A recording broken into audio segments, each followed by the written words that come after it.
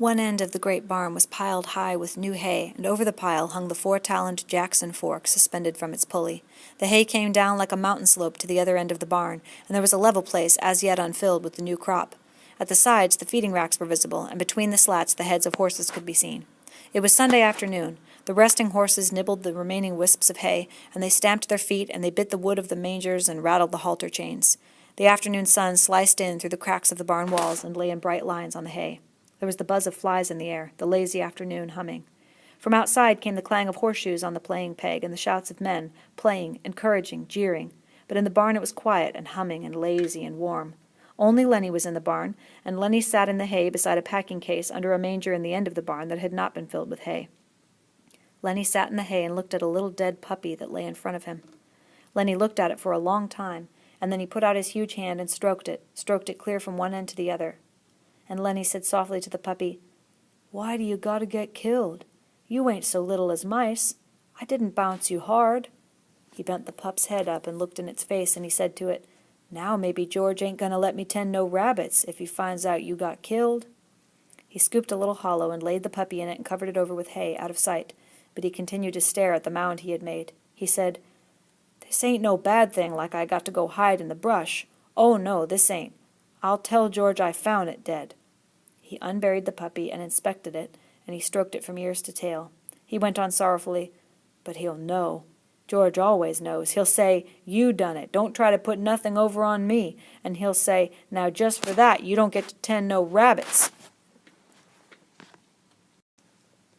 Suddenly his anger arose. "God damn you," he cried. "Why do you gotta get killed? You ain't so little as mice." He picked up the pup and hurled it from him. He turned his back on it. He sat bent over his knees and he whispered, "Now I won't get to tend the rabbits. Now he won't let me." He rocked himself back and forth in his sorrow. From outside came the clang of horseshoes on the iron stake, and then a little chorus of cries. Lenny got up and brought the puppy back and laid it on the hay and sat down. He stroked the pup again. "You wasn't big enough," he said.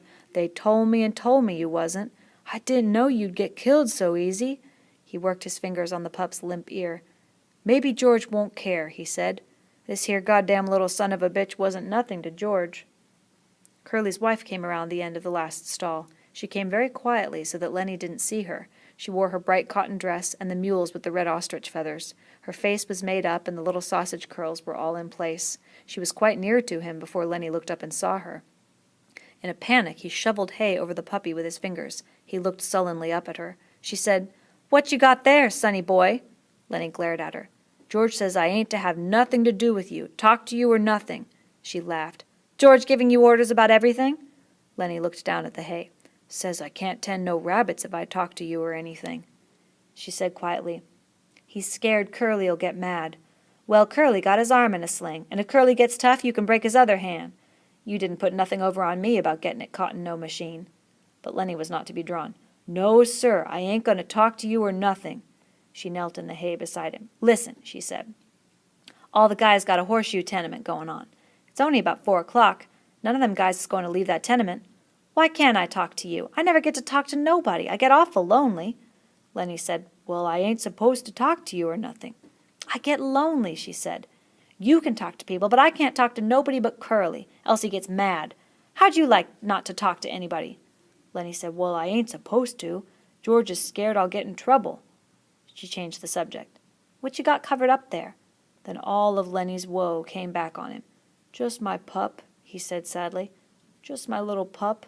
And he swept the hay from on top of it. "Why, he's dead!" she cried. "He was so little," said Lenny. "I was just playing with him, and he made like he's going to bite me, and I made like I was going to smack him, and I done it, and then he was dead." She consoled him. "Don't you worry none. He was just a mutt. You can get another one easy. The whole country is full of mutts." "It ain't that so much," Lenny explained miserably. "George ain't going to let me tend no rabbits now." "Why don't he?" "Well, he said if I done any more bad things he ain't going to let me tend the rabbits." She moved closer to him and she spoke soothingly. "Don't you worry about talking to me. Listen to the guys yell out there. They got $4 betting that tenement. None of them ain't going to leave till it's over." "If George sees me talking to you, he'll give me hell," Lenny said cautiously. "He told me so." Her face grew angry. "What's the matter with me?" she cried. "Ain't I got a right to talk to nobody? What do they think I am, anyways? You're a nice guy. I don't know why I can't talk to you. I ain't doing no harm to you. Well, George says you'll get us in a mess. Aw, nuts, she said. What kind of harm am I doing to you? Seems like they ain't none of them cares how I gotta live. I tell you, I ain't used to living like this. I could have made something of myself, she said darkly. Maybe I will yet. And then her words tumbled out in a passion of communication, as though she hurried before her listener could be taken away. I lived right in Salinas, she said. Come there when I was a kid. Well, a show come through, and I met one of the actors. He says I could go with that show, but my old lady wouldn't let me. She says because I was only 15. But the guy says I coulda. If I'd went, I wouldn't be living like this, you bet. Lenny stroked the pup back and forth. We gonna have a little place. And rabbits, he explained. She went on with her story quickly before she should be interrupted. Another time I met a guy, and he was in pictures. Went out to the Riverside Dance Palace with him. He says he was going to put me in the movies. Says I was a natural. Soon as he got back to Hollywood, he was going to write to me about it. She looked closely at Lenny to see whether she was impressing him. I never got that letter, she said. I always thought my old lady stole it. Well, I wasn't going to stay no place where I couldn't get nowhere or make something of myself and where they stole your letters. I asked her if she stole it too, and she says no. So I married Curly. Met him out to the Riverside Dance Palace that same night. She demanded, You listening? Me? Sure. Well, I ain't told this to nobody before. Maybe I oughtn't to. I don't like Curly. He ain't a nice fella. And because she had confided in him, she moved closer to Lenny and sat beside him. Could have been in the movies and had nice clothes, all them nice clothes like they wear, and I could have sat in them big hotels and had pictures took of me. When they had them previews, I could have went to them and spoke in the radio, and it wouldn't have cost me a cent because I was in the picture. And all them nice clothes like they wear, because this guy says I was a natural. She looked up at Lenny, and she made a small grand gesture with her arm and hand to show that she could act. The fingers trailed after her leading wrist, and her little finger stuck out grandly from the rest. Lenny sighed deeply. From outside came the clang of a horseshoe on metal, and then a chorus of cheers. Somebody made a ringer, said Curly's wife. Now the light was lifting as the sun went down, and the sunstreaks climbed up the wall and fell over the feeding racks and over the heads of the horses. Lenny said, Maybe if I took this pup out and throwed him away, George wouldn't never know, and then I could tend the rabbits without no trouble. Curly's wife said angrily, Don't you think of nothing but rabbits? We gonna have a little place, Lenny explained patiently. We gonna have a house and a garden and a place for alfalfa, and that alfalfa is for the rabbits, and I take a sack and get it all full of alfalfa, and then I take it to the rabbits. She asked, What makes you so nuts about rabbits? Lenny had to think carefully before he could come to a conclusion. He moved cautiously close to her until he was right against her. I like to pet nice things. Once at a fair I seen some of them long-hair rabbits, and they was nice, you bet. Sometimes I've even pet mice, but not when I could get nothing better. Curly's wife moved away from him a little. I think you're nuts, she said. No, I ain't, Lenny explained earnestly. George says I ain't. I like to pet nice things with my fingers, soft things. She was a little bit reassured. Well, who don't, she said. Everybody likes that. I like to feel silk and velvet. Do you like to feel velvet? Lenny chuckled with pleasure. You bet, by God, he cried happily. And I had some, too. A lady give me some, and that lady was my own Aunt Clara. She give it right to me, about this big a piece. I wished I had that velvet right now. A frown came over his face. I lost it, he said. I ain't seen it for a long time. Curly's wife laughed at him. You're nuts, she said. But you're a kind of nice fella, just like a big baby.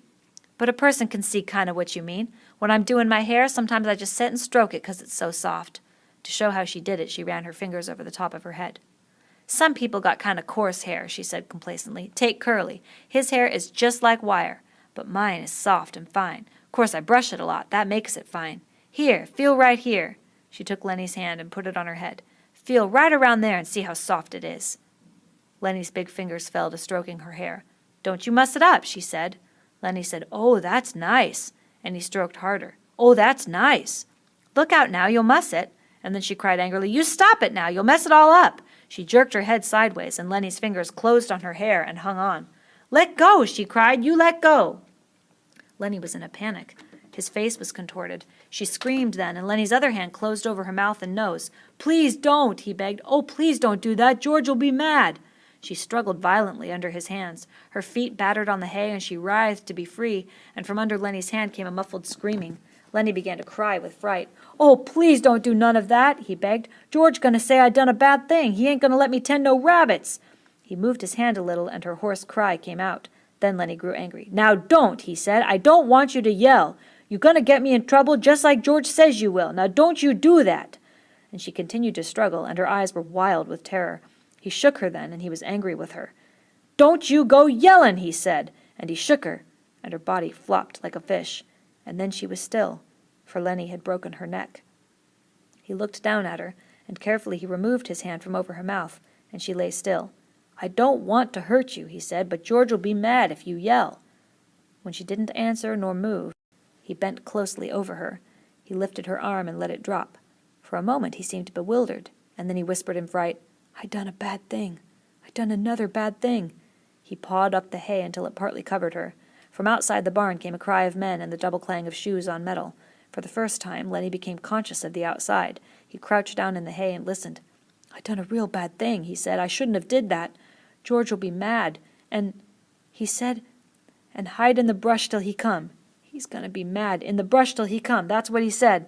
Lenny went back and looked at the dead girl. The puppy lay close to her. Lenny picked it up.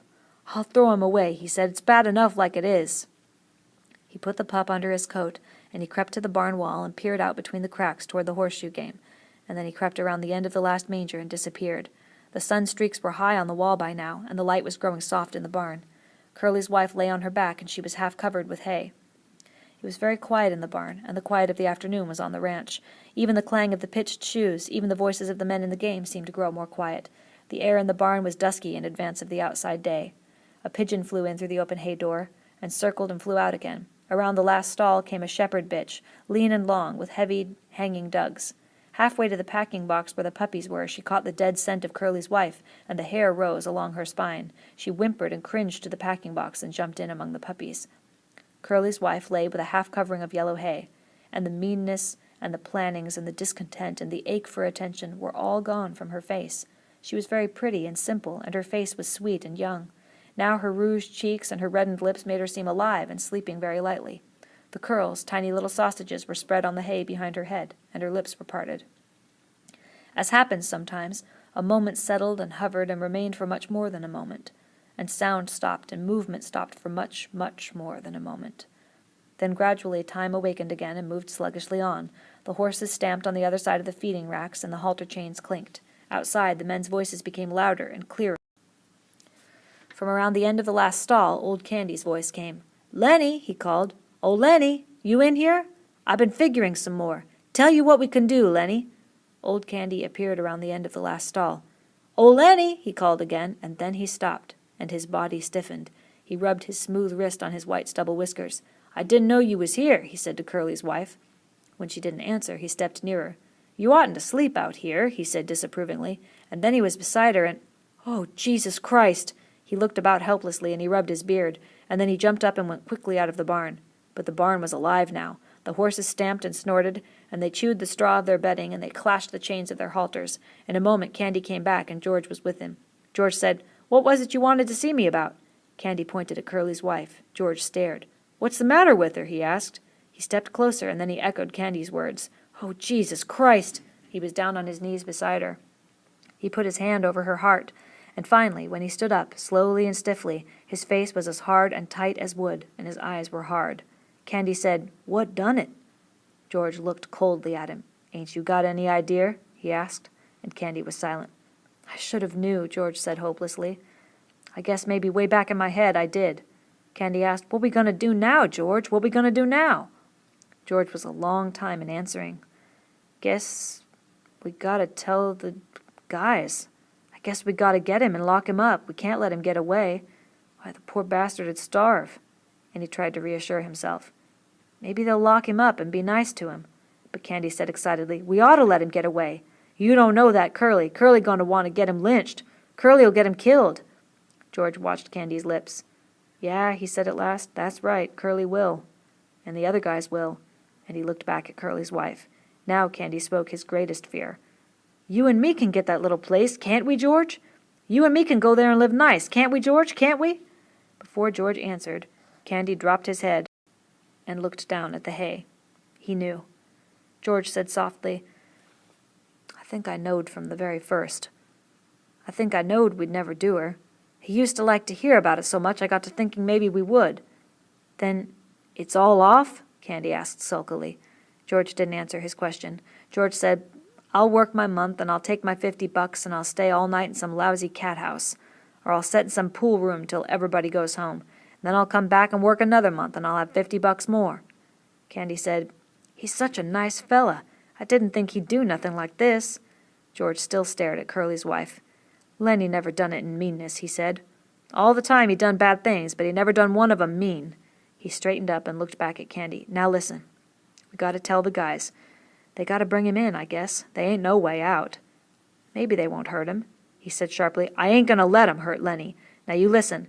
The guys might think I was in on it. I'm gonna go in the bunkhouse. Then in a minute you come out and tell the guys about her, and I'll come along and make like I never seen her. Will you do that? So the guys won't think I was in on it? Candy said, Sure, George, sure, I'll do that. Okay. Give me a couple minutes then, and you come running out and tell like you just found her. I'm going now. George turned and went quickly out of the barn. Old Candy watched him go. He looked helplessly back at Curly's wife, and gradually his sorrow and his anger grew into words. You goddamn tramp, he said viciously. You done it, didn't you? I s'pose you're glad. Everybody knowed you'd mess things up. You wasn't no good. You ain't no good now, you lousy tart. He sniveled, and his voice shook. I could have hoed in the garden and washed dishes for them guys. He paused, and then went on in a sing-song, and he repeated the old words. If they was a circus or a baseball game, we would have went to her. Just said to hell with work and went to her. Never asked nobody say so. And they'd have been a pig and chickens, and in the winter the little fat stove, and the rain comin', and us just settin' there. His eyes blinded with tears, and he turned and went weakly out of the barn, and he rubbed his bristly whiskers with his wrist stump. Outside, the noise of the game stopped. There was a rise of voices in question, a drum of running feet, and the men burst into the barn. Slim and Carlson and young Whit and Curly and Crooks keeping back out of attention range. Candy came after them, and last of all came George. George had put on his blue denim coat and buttoned it, and his black hat was pulled down low over his eyes. The men raced around the last stall. Their eyes found Curly's wife in the gloom. They stopped and stood still and looked. Then Slim went quietly over to her, and he felt her wrist. One lean finger touched her cheek, and then his hand went under her slightly twisted neck, and his fingers explored her neck. When he stood up, the men crowded near, and the spell was broken. Curly came suddenly to life. I know who done it, he cried. That big son of a bitch done it. I know he done it. Why, everybody else was out there playing horseshoes. He worked himself into a fury. I'm going to get him. I'm going for my shotgun. I'll kill the big son of a bitch myself. I'll shoot him in the guts. Come on, you guys. He ran furiously out of the barn. Carlson said, I'll get my Luger, and he ran out too. Slim turned quietly to George. I guess Lenny done it all right, he said. Her neck's bust. Lenny could have did that. George didn't answer, but he nodded slowly. His hat was sewed far down on his forehead that his eyes were covered. Slim went on, Maybe like that time in Weed you was telling about. Again George nodded. Slim sighed. Well, I guess we got to get him. Where you think he might have went? It seemed to take George some time to free his words. He would have went south, he said. We come from north, so he would have went south. I guess we got to get him, Slim repeated. George stepped close. Couldn't we maybe bring him in and they'll lock him up? He's nuts, Slim. He never done this to be mean. Slim nodded. We might, he said. If we could keep Curly in, we might. But Curly's going to want to shoot him. Curly's still mad about his hand. And suppose they lock him up and strap him down and put him in a cage. That ain't no good, George. I know, said George, I know. Carlson came running in. The bastard stole my Luger, he shouted. It ain't in my bag. Curly followed him, and Curly carried a shotgun in his good hand. Curly was cold now. All right, you guys, he said. The nigger's got a shotgun. You take it, Carlson. When you see him, don't give him no chance. Shoot for his guts. That'll double him over. Whit said excitedly, I ain't got a gun. Curly said, you go in Soledad and get a cop. Get Al Wilts. He's deputy sheriff. Let's go now. He turned suspiciously on George. You're coming with us, fella. Yeah, said George, I'll come. But listen, Curly. The poor bastard's nuts. Don't shoot him. He didn't know what he was doing. Don't shoot him, Curly cried. He got Carlson's Luger. Course we'll shoot him. George said weakly, maybe Carlson lost his gun. I seen it this morning, said Carlson. No, it's been took.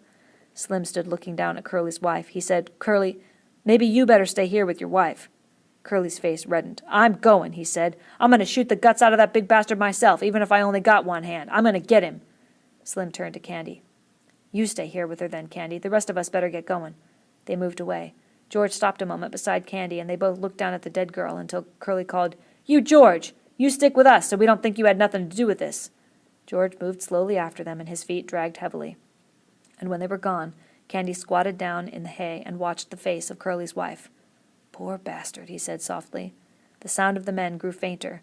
The barn was darkening gradually, and in their stalls the horses shifted their feet and rattled the halter chains. Old Candy lay down in the hay and covered his eyes with his arm.